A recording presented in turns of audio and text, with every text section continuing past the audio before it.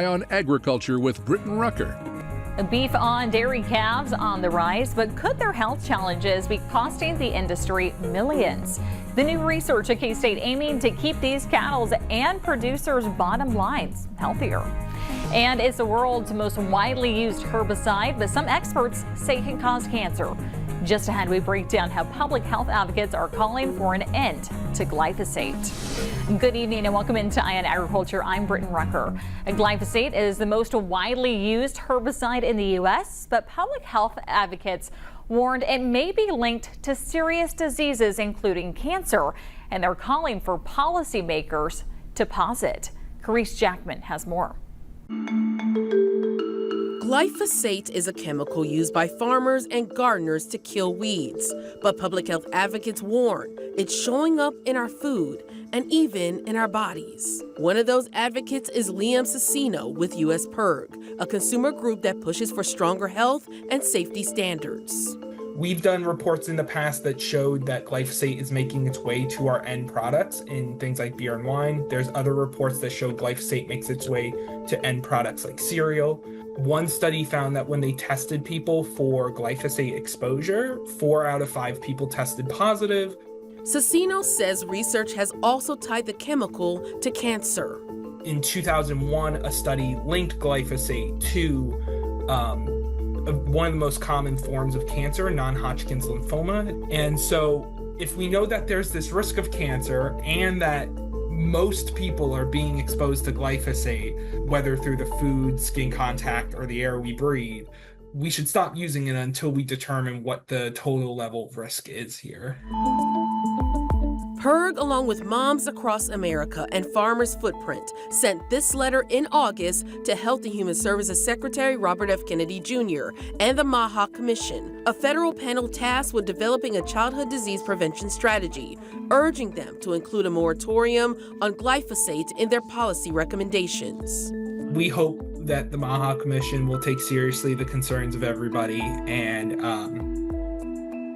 promise to provide more publicly funded gold standard science to figure out whether or not there is a risk with glyphosate. In September, the Trump administration released its MAHA strategy report, which does reference studies about glyphosate and its potential health effects. While US PIRG praised some of the report's recommendations, they criticized it for not taking stronger action against pesticides like glyphosate. If this pesticide is potentially causing a risk of cancer, people should know that. And I think that when people know that, they tend to want to make the choice to reduce or mitigate that risk.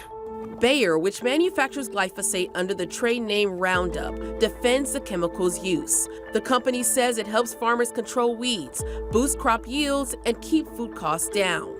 In a statement on its website, Bayer points out that regulatory agencies around the world have reviewed glyphosate and deemed it safe when used as directed. With this Watching Your Wallet, I'm Carice Jackman. Global ag tech giant Corteva making major moves, announcing plans to split into 2 separately publicly traded companies. Now, one called New Corteva will focus on crop protection products like herbicides, fungicides, and biologicals. The other, Spinco, will take over the seed genetics business. Corteva's CEO says the split will give both companies the freedom to innovate and better serve farmers. The separation is expected to be finalized in the second half of 2026. The U.S. Food and Drug Administration has granted approval for a new injectable treatment to prevent and treat New World screwworm infections in cattle.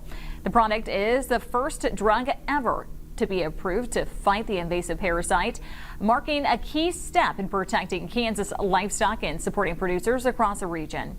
According to the FDA, the treatment provides up to 21 days of protection and can be used in beef cattle, pregnant cows, dairy heifers under 20 months, calves, and bulls. FDA leaders say the approval process was expedited to give producers access to the medication while additional data is collected for full approval. 5 years ago, I was able to sell you an entire cow processed, ready to go for about $3,200. Now you can't even buy that animal in the field for $3,200. It's costing around $3,400, $3,500. Coming up, beef prices keep climbing and even small producers are feeling the heat. What's driving the jump and what it means for your next steak at dinner.